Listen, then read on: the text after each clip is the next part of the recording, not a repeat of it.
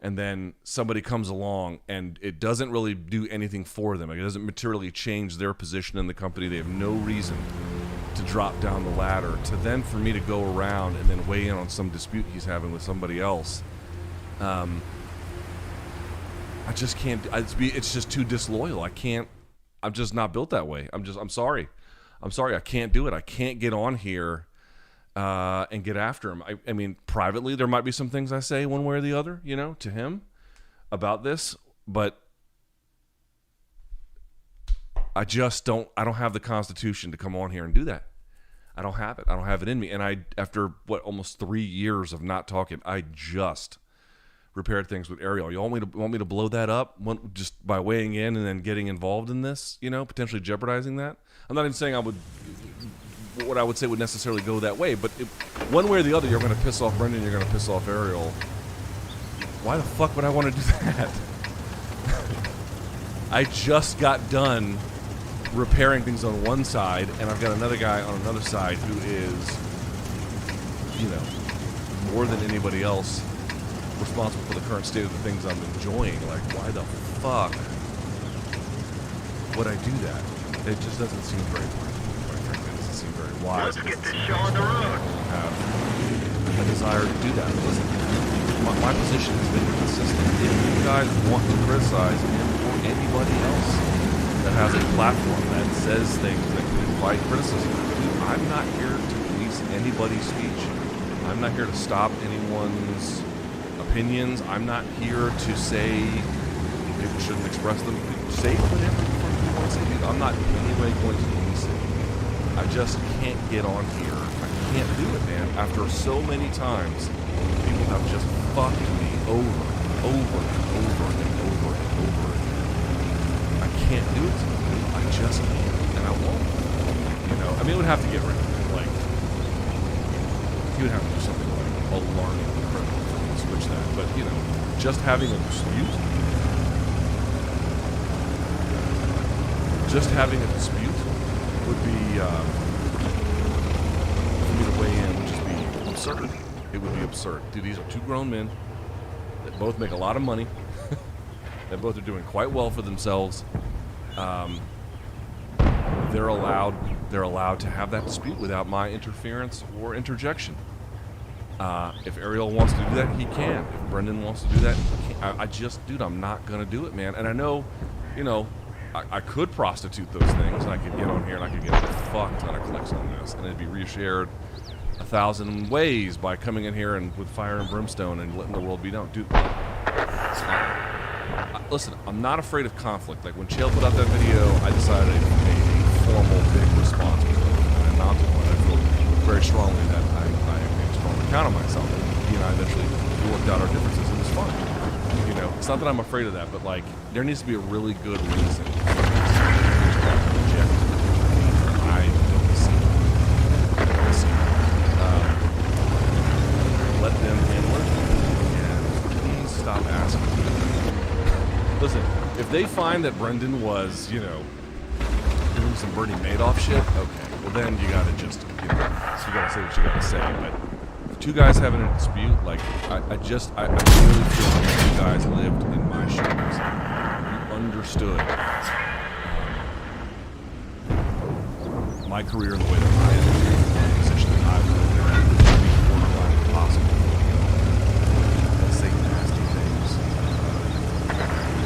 Frankly, about either things, certainly for Brendan. Just can't be forced to just can't do it. If you want to hold it against me, man, hold it against me. If you want to make me mad at me for doing that, then I'm not going to curb your speech. It's the right to say what you want to say. I feel like it's probably better for me to let me focus in. Brendan asked me what he thinks off the record. I will tell you. With Ariel asked me what I think off the record. I will tell you. But I'm not going to publicly weigh in some kind of way to, A, make this all about me, and B, these are, in some cases, fragile, and in either case, important alliances to keep, and not just for strategic ends, but for people you have relationships with. It's Switzerland up in this bitch. All right. And I'm sorry if that's disappointing. I truly am. I'm sorry if it's disappointing, but I can't, man. Can't do it. I've noticed sometimes that when fighters get KO, they tend to want to fight again relatively soon. But when fighters lose a decision that was completely one-sided, they tend to take longer breaks. Examples would be Ortega and Cater after the Max fight. Essentially, these 5-round beatdowns have a bigger mental impact on oneself than it's up to KO. Yeah, fuck yeah. Dude, it's bad to get KO'd. It's much worse to get beaten down over long lengths of time. Dude, I will go back to it. I will keep talking about it. The quintessential one that I never saw coming until it happened, and then I lived through the aftermath. I always go back to it. And it wasn't like, you know, they don't, like, stop being successful overnight. In fact, for Ortega to be as good as he is after the beating that Max gave him, it's amazing. Dude, another one like this. It's just not smart, especially if you're not making the right kind of money, man. It's just terrible. But neither here nor there is Rich Franklin beating David Loiseau. Dude, Loiseau was just mowing through people for a while, and then Rich Franklin didn't just beat him. He beat him round after round after round, and it just didn't end, and it didn't really matter what Loiseau did. And dude, Loiseau was fucking awesome, man. He could fight, and Franklin just went in there and put it on him. Put it on him, and he was never the same. He was never the same. Dude, those beatings like that, the issue is not the decision versus the stoppage loss. Being KO'd is bad, but if you get flash KO'd, by the way, if you've never been KO'd before, I've been KO'd a couple of times, they don't hurt. Like, not in the moment, you know. Obviously, it would depend how bad the concussion is or whatever, but, like, in the moment, it's not like being, like, a body shot is way more painful. You don't really feel it. It's embarrassing, and it's disorienting, and it causes a lot of, hey, how did we get to this moment kind of reflection, but it doesn't scar your, again, I wasn't a pro fighter, but for me, it wasn't as psyche scarring as I've seen some other things where, like, dude, you get these tough ass guys, and then they go in these, you know, these guys are tough in ways you could never imagine. And they go through these fucking hard matches. Not walk out the same. Even with the injuries physically, they are just not. They can't deal with it. Josh Thompson was like what happened when he fought Tony Ferguson. In his prime was just mowing through people. Josh Thompson is a fucking all-time great lightweight. I mean, part of the best trilogy, maybe in Strikeforce history, one of the best trilogies in lightweight history. Was a Strikeforce champ, dude. Fucking Josh Thompson could fight. Only guy to stop Nate Diaz with strikes. I mean, that dude could put it on you. Let me tell you something. He was good. He was very, very, very, very good. He talked about what the fight against Ferguson did, which I don't think was a 5-rounder. In any case, you know, he was kind of competitive in that in spots anyway. At least he didn't back down. He never was the same after that. He said it. Didn't like getting hit. Didn't like to spar. Didn't enjoy it. It's these beatings that just don't end. That's when it really gets to you. It's this torment over time. There's this, speaking of lifting weights, one of the things that they always talk about lifting weights is, especially for hypertrophy, which is another way of calling bodybuilding, is something called time under tension. How much time is muscle being asked to work, right? Is it a 45-second, you know, where the load is being presented to it, or is it like a 5-second thing, right? Time under tension. Dude, time under torture. That's a new one, right? Time under torture. How much time is it where the fight is completely one-sided? Not enough one-sided to get the stoppage, because you, right? Here's the thing: when you get to these like super elite guys, they have just enough defense, and a lot of them have like otherworldly toughness, where they're actually pretty hard to put away, but they're not hard to put a lead on.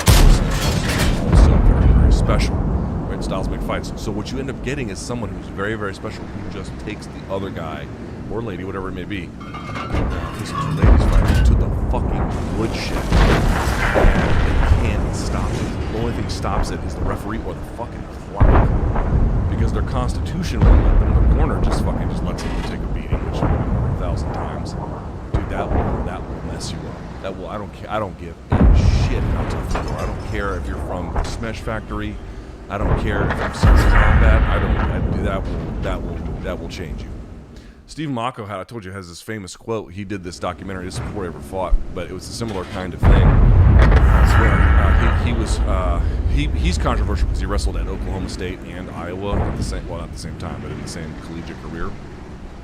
But there was a documentary, I think, called like The Season, ahead of his one of his seasons in Iowa. We didn't even scratch them. Iowa State? Which ones were the black singlets? I can't remember, but Iowa. And they asked him why he liked wrestling, and his answer was he's out there. Mocco was one of the CCO. He was like, not only do I like winning, but I like it when we're winning. I like cheating. I think I like changing people. They come in thinking they're one thing, and then they do that. That's what happens. Not just that the other guy is better in some kind of grand sense. It can alter your appetite for any of that part of the world. The gym, the sparring, the training, the sweating, the physical exertion, the fighting, the fight week. It will take away your appetite for it like that. So this is why it's like, oh, you know, all these MMA busybodies trying to get involved in cornering decisions. What do you know? Okay, there's a lot I don't know. Here's what I do know. All of the arguments that they use to keep the fight going, none of them reconcile with the consequences when they get it. You ever notice that? All of the arguments they use to keep the fight going, it's a championship fight, if I don't, we have the money, they'll fire me, whatever. What the fuck does any of that happen? Win or lose, what happens with this? What happens with this? Brock Lesnar, this is a different situation. It's a training situation. Both of his shoulders were basically pulling in against rotator cuff and labrum surgery. You know, that's not the same. That was the way he was training. You can make all the arguments you want about why you have to do that. You better have an argument for what happened to all that. All these injuries, all these scars, now, and they never have an answer for it. There is nothing can't possibly happen other than maybe it won't materialize in this teaching. Just okay. They don't realize it's like a lot of media coming in, you know. Everyone get out. And there are limits to what we know. I am indebted to the fighters and the corners and the coaches who share them to get a better perspective. The truth is, dude, I've watched again peak and end and retire and I've watched them and let the fighters, I'm not gonna say come and go because there will be some when I retire, but I've watched several life cycles. Dude, they don't pay any attention. First of all, they overestimate how often somebody will win. They almost never win. In fact, I can't think of any situation where they've done that in a major weapon. And then, secondly, they don't have any argument for what happens after that. Well, I see what happens. I've lived it several times. I have watched the life cycle. Let me tell you something. All of these corners that come out and say, well, I had a right to keep that fight going.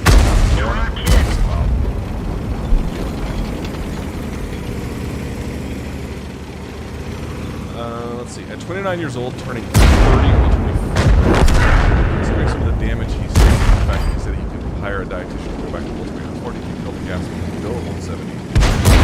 They make the weight class anymore. They just don't. There has to be a way to get him to 176. It probably comes with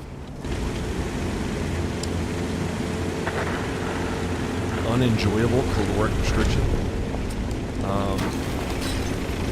But there has to be a way for him to do it. I tend to think he could fight for a title at 170. I really do. If he's dialed in, if his weight is on point, if his training is on point. I don't know that I would ever see him as the best guy in that weight class. I don't think that's... One never knows. But I definitely put him in that top 5 and top 3 space if he can get his affairs in order. But I don't just think it's a weight issue. I think the weight issue is big. Remember we talked about Misha Cirkunov on my other podcast I do on MK Extra Credit, whereas like sometimes the weight classes up or down, the changes can be real big, and sometimes you don't really know what they get out of it. The weight class change here, you know what you would get out of it. And The other part, though, is there's a game evolution that I think has to happen. There's a lot of things that he does at distance in terms of the dynamism of his attacks and the concealment of it, that I think there's still some development that needs to happen. I don't think it's just a weight class issue. I think the weight class issue is big, but if we're asking about how far, that means you're asking about potential. And if we're talking about potential, I think that there's just a lot of, I think he's in between belts, so to speak, right? You see a lot of guys, so I've seen guys like race through to get purple belt, and sometimes they'll be a purple belt for 4 years. You're like, damn, dude, you're stuck at purple belt? Sometimes they hit these plateaus, these creative plateaus, these issues where they just can't really get through, and then, you just keep swinging the axe, and then eventually the tree does fall. I tend to think there's still some axe swinging that needs to go on, besides just the weight class change. But dude, here's the other part about it. We never talk about this for weight cutting or anything else. More divisions. I'm not saying that's good for business. It's not good for business to have a gazillion weight classes. But dude, if you really want to take care of these guys and put them in a place to be maximally competitive, Kevin Lee needs a 165 division. A guy like Gastelum needs a 175. They just do. I'm not saying that's like a panacea for all the problems of MMA, but if you really want to take this seriously, talking about every solution other than that one is disingenuous.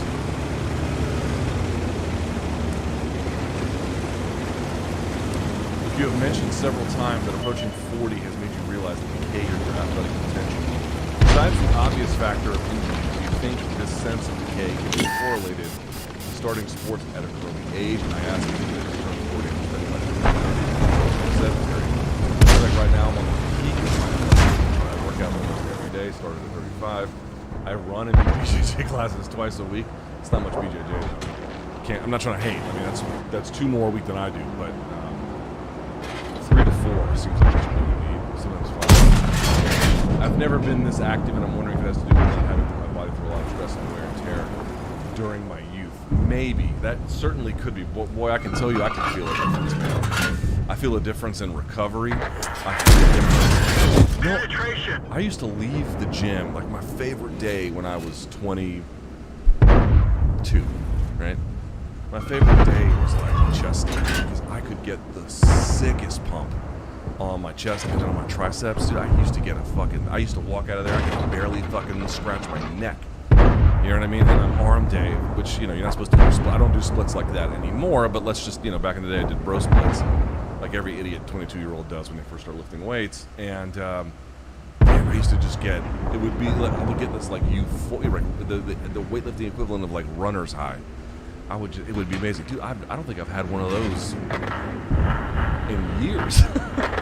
And I know I'm making progress because I chart my lifts and I see that they're going up, and even smaller ones like lateral dumbbell raises or Arnold presses or whatever. I'm charting my progress. They're definitely going up.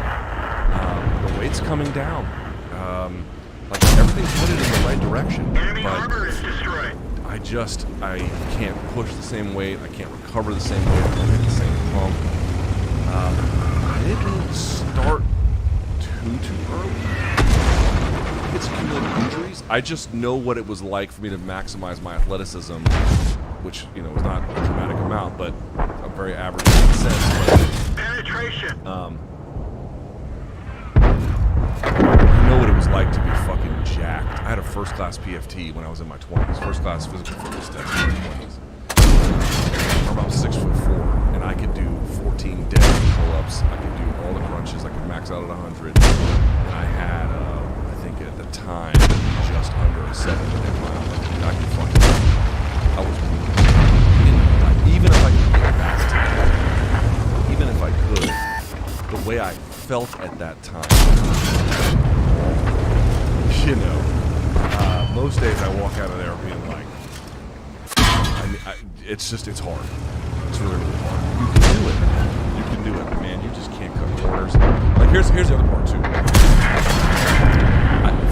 Before I would go and how much sleep did you get? 5 hours. I'd just take fucking 3 scoops of the pre-workout and stop being a hoe and get on there and lift. And I can still have a good lift. Obviously, if I slept more, if I feel hydrated, I would be better one. But I can still kind of just fudge it and get by, dude. I'm not properly hydrated. If I don't properly eat in time, if I don't eat the right thing, I can feel it immediately.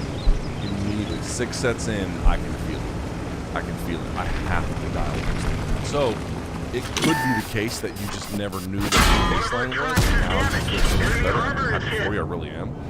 But having seen, I was pushed to my limits in my 20s. I know what it was like for me to hit them in various stages. And now I'm on the path. I'm on the progress, dude. I'm on the progress.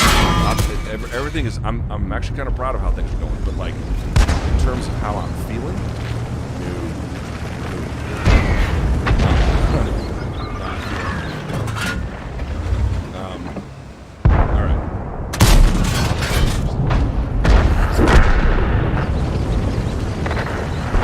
watch one division for the rest of your life, taking into account how you feel each of the out, which would it be?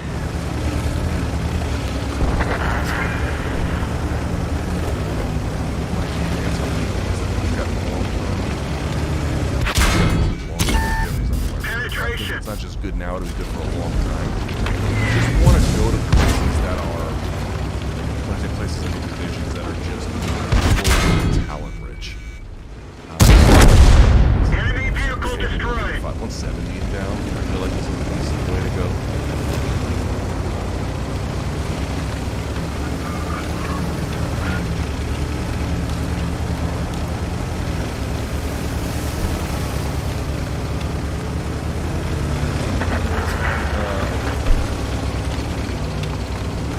Masvidal and Colby have both suggested they've lost out on sponsorship deals.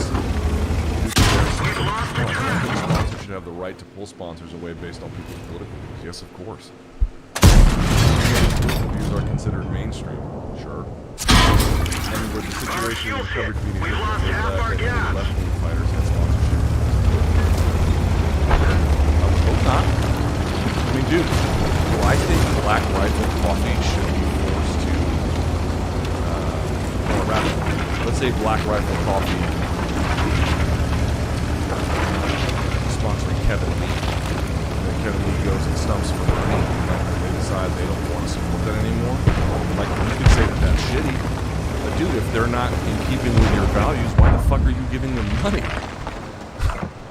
You know what I mean? Like, do I feel like sponsors should be able to pay their sponsorships based on the people they're sponsoring's espousal of political views, either left or sure?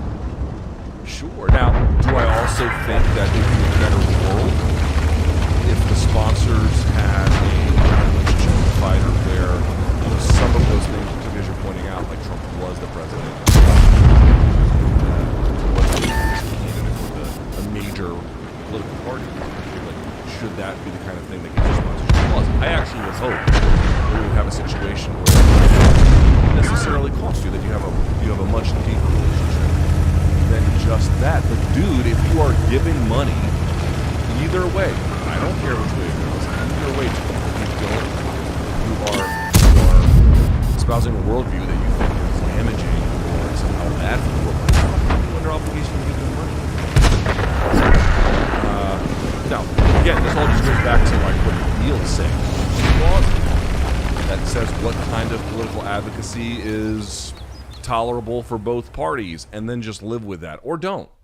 But like, you know, as a general rule, dude, people should be free to make the associations, whatever the association may be, that they want. I don't, you know, and by the way, if I'm this, you know, this can keep going. Like, if they had sponsorships and they got pulled because of their support for Trump, and now you don't want to support those brands because you don't like that behavior, dude, by all means, fucking schedule a boycott. Like, I'm not here to stop anybody doing that, but like, I really believe in whatever association you're going to have with people, they should be quite free.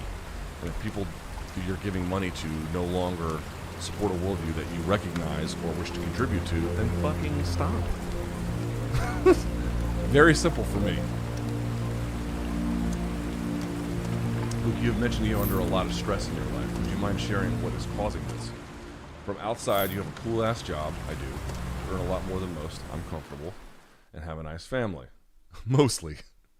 It's hard to imagine what could be causing you so much stress that your hair is falling out. Yeah, you know, listen, man, I'm not here to say that, you know, guys, it's all in your head to a degree, right? I mean, listen, there are people in America that have real problems, right? They have real problems, they have money problems, they have family problems, they have work problems that my situation doesn't. You know, I understand. But I've just lived this kind of neurotic stress in my life. And even if when things get better, what I have found is that I just find a new way to apply it. And sometimes with good reason. You know, listen, when you make Let's get this show on the road. my tax bill,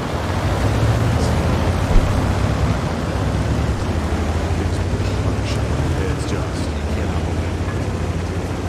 Everyone's like that to a degree, but it's extraordinary. So, like, I literally have to set aside Your assistance has been requested. just to get that. Obviously, my child care is extreme. Dude, I don't live rich. I have a 2015 house that's sitting up there. It's the best I can do. But I am quite comfortable. The point being is, just those inside my head. Like, partly it was my health. I'll share with you guys some details. So, like, I've been really slowly chipping away at things. Even I was getting frustrated because you couldn't really tell from the outside, but when I've been getting measured, you know, body percentage, body weight, body fat percentage, lean muscle mass, blah blah blah. About a year, I've put on what they've measured at a bare minimum of 10 or 11 pounds of muscle and 30 pounds of fat. But that's just the beginning. Like, I have a long way to go. I did untold damage to myself, not really during the pandemic, prior to. So, like, I'm down 30, I'm up 10 on the muscle. You know, things are headed in the right direction, but, like, I'll be honest. The gunner is wounded. He'll have a hard time hitting Can't anything. stand looking at me. Hate everything that, like, I just cannot believe I let myself go as long as I did. You know, I'm not ever saying that, like, I was young Brad Pitt, but I just don't. I don't like the way I hate the way I look, as a matter of fact. So, but who am I going to blame? Like, who did this to me? Nobody did this to me. I did this to me. It's nobody's fault, right? Except my own. That weighs on me a lot. Am I being a good dad? Is my child far enough along in her development?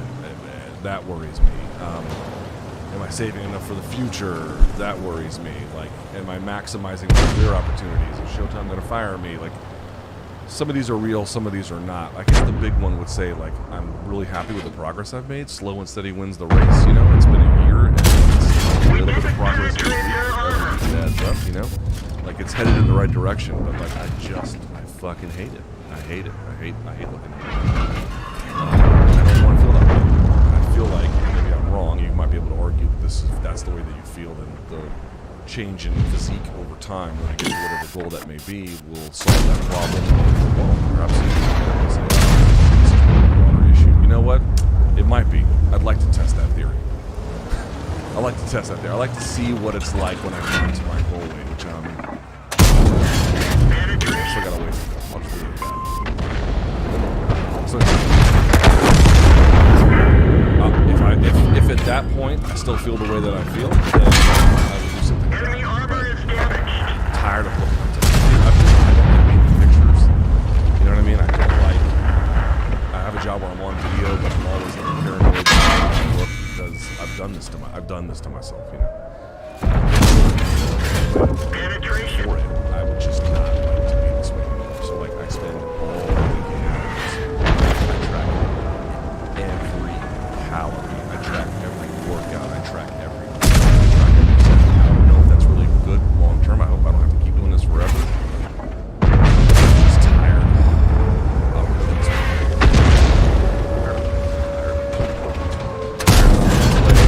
By the way, just like the better things get. There's a lot of sort of financial pressure based on how expensive things are around here. The more money you make, the more you're like, oh, I've got to go put it in certain places, you know. And that's you know, maximizing my job potential as well. It's like, dude, I gotta get it. We're done for. Everyone. We'll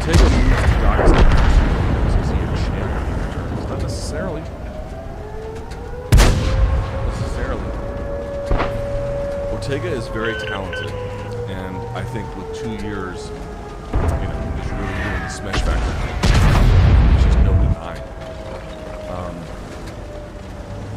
I don't think a lack of takedown defense is his issue. I think he has one problem he can solve, which is, dude, he's at an era of his division where there's not two guys there that when it comes to the stand-up game,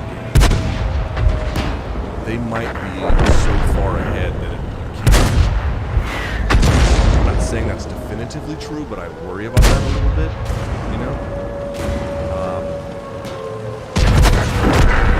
So to me, it's like, could he be better with like offensive wrestling, defensive wrestling? Really, not a doubt. Not a doubt. But what are you gonna do about that? What are you gonna do about the fact that Max and Volk, if the referee's not there, they can kill him? Because even if he gets better, dude, he showed how much progress he showed in the stand-up between the Max and the chance on front fight. Like shit, very talented. But you've got two guys at the same time who are like, maybe all-time great is a strong word, but extremely good. That's a problem.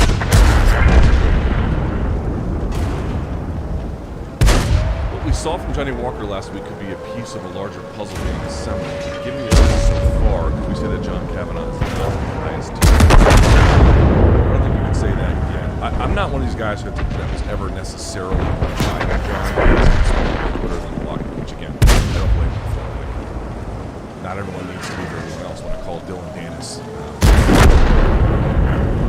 I did not mean him by it, but I called Dylan Dennis Connor's coach from BJJ. He was like, no, he's a training partner. I'm like, dude, that fucking guy he can be a training partner. I'm quite certain he's much more than that, including not limited to a corner man. But whatever, he got all bitter about it because you have to ask him. Anyway, he's obviously a very he's produced a lot of talented fighters. Is he in the highest tier? I don't know what's defining a tier, right? Is it top 10? Is it top 20? Is it how many fighters you've sent to the big show? Is it how many fighters you've sent to the big show plus champions? How many guys you've recruited and then revolutionized? I mean, like, what are the criteria? We have to have a bit of a broader discussion. And I think with Johnny Walker, obviously that was not all that impressive what he did in terms of the offensive turnaround. But I do this is a project and it is in development. We do owe him the patience of seeing how that goes, seeing how that goes. But if Conor eventually retires and the Walker thing doesn't work out, I think what you could say is that he's quite capable of bringing guys to the big show, but perhaps not far beyond that. But we need to see. We need to be patient and see.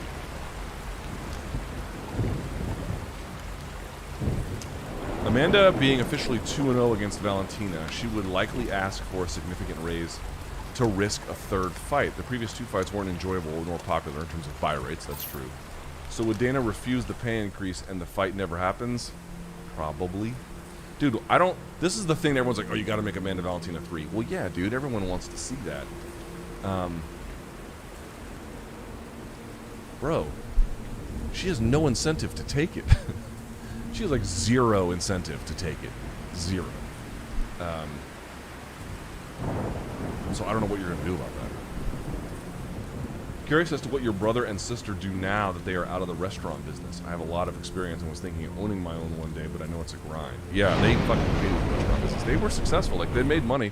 Not like they weren't rich by any stretch. I think they made around, actually, I think they made less than what I make, but,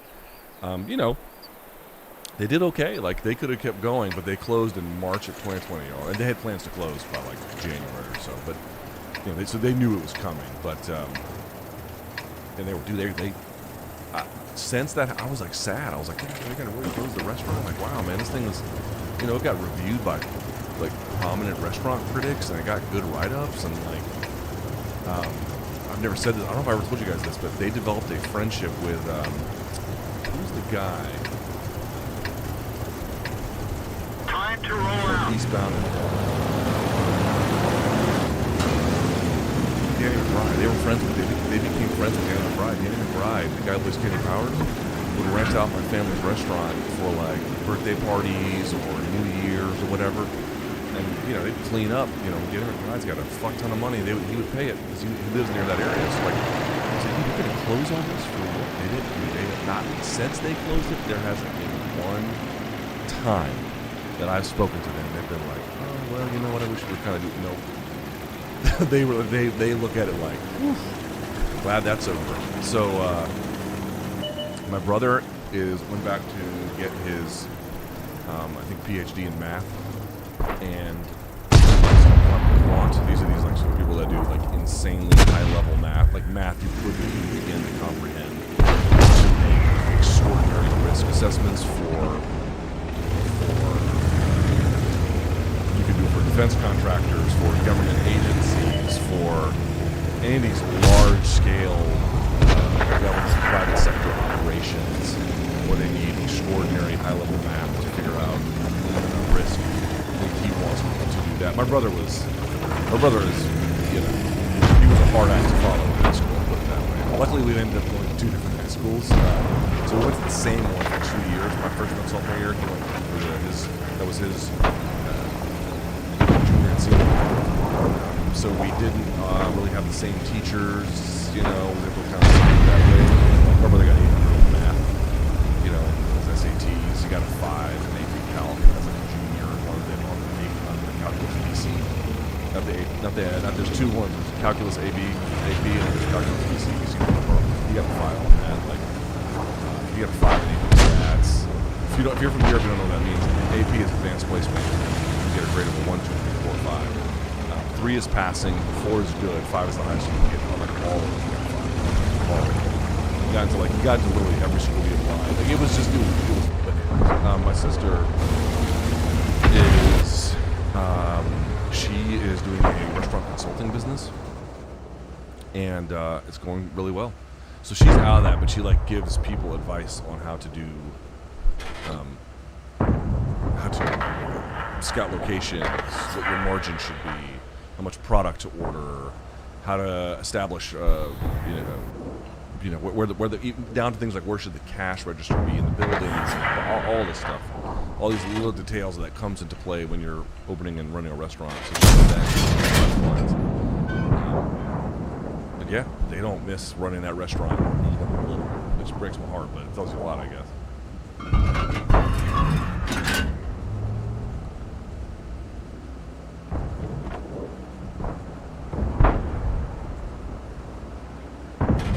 Luke, I know you're very into strongman stuff, and as a former wrestling fan, I always wondered how Mark Henry stacked up against the guys you follow and talk about. In WWE, he was known as the world's strongest man, yes, which he won at least 1 year.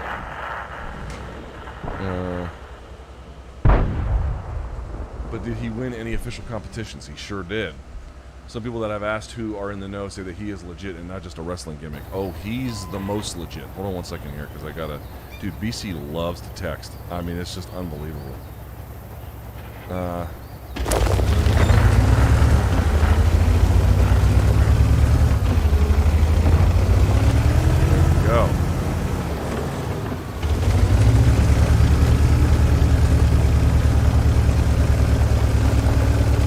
He has a big opportunity. All right. Yeah, dude. So Mark Henry is defined by not just the fact that he was really strong in competition. You know, he was very good at the time, but very good now. But he was good at powerlifting, and he was good at so you have 3 modes of strength that all require slightly different things. He was able to do. Let me pull this up here. So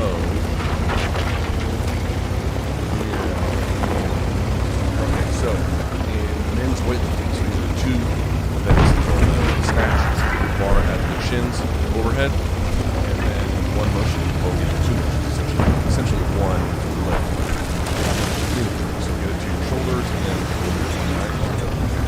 in the Pan American Games, he won gold in 1995. In strongman, he won the 2002 Arnold Classic. And in powerlifting, he won several national and then international world titles. Also in weightlifting, he won the national championship in the United States in Enemy weight class vehicle 100 destroyed. kilos over above it, 93, 94, and 96. Yeah, dude. So we're talking about in powerlifting. He won multi-time national champion, and then a medalist in those, as well as I think his powerlifting, his squat was a 953, his deadlift was a 903, Enemy armor and is his hit. powerlifting total was almost 2,400 pounds. Dude, you know, that's ridiculous. Now they've got his bench press at around 585. And his squat, actually they have a squat from an unofficial record, so in the gym, these don't count, but on tape, they have him squatting 1,000 pounds. Yeah, dude, strong as balls. Strong as balls.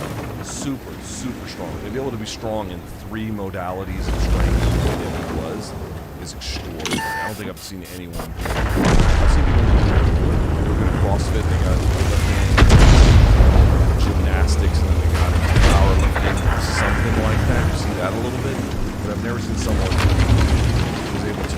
And again, you know, strongman back in the day was not what it is today. It's much more competitive now, but still, it's tough. I've never seen someone who across the modalities.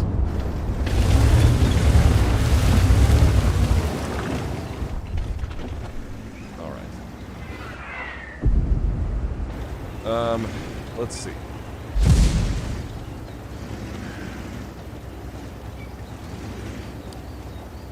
In light of the Kevin Holland fight, how significant was the clash of heads in the Volk Ortega fight?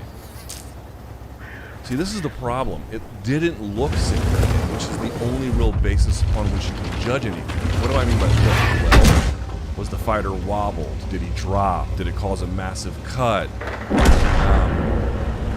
Did it do something to immediately alter? Did he stumble? Did he look like he was lacking coordination? Like, it didn't look like any of those things. And so as a consequence, you're just saying to yourself, well, what really happened? Well, in the end, what really happened was something quite serious. A nose fracture, maybe, certainly an orbital fracture. Like, it was fucking terrible. But they can only make a judgment based on what they can see, and what they could see was that, like, yeah, he got hurt, but he just kind of kept going. And so that's the problem, like, being tough, is that things that should affect you don't. Like, the argument for benefits you should get by virtue of, like, what had happened from an accidental strike escape you. What happened with Kevin Holland was it was not fair to those conditions, given what potential, but what an illegal strike had done. While it had done a lot in the case of Volkanovski Ortega, you couldn't tell that, so he got none of the benefits. I still think that's what would you pick Ortega in a rematch? I would. But I do recognize that there is a bit of asymmetry and unfairness to the whole thing.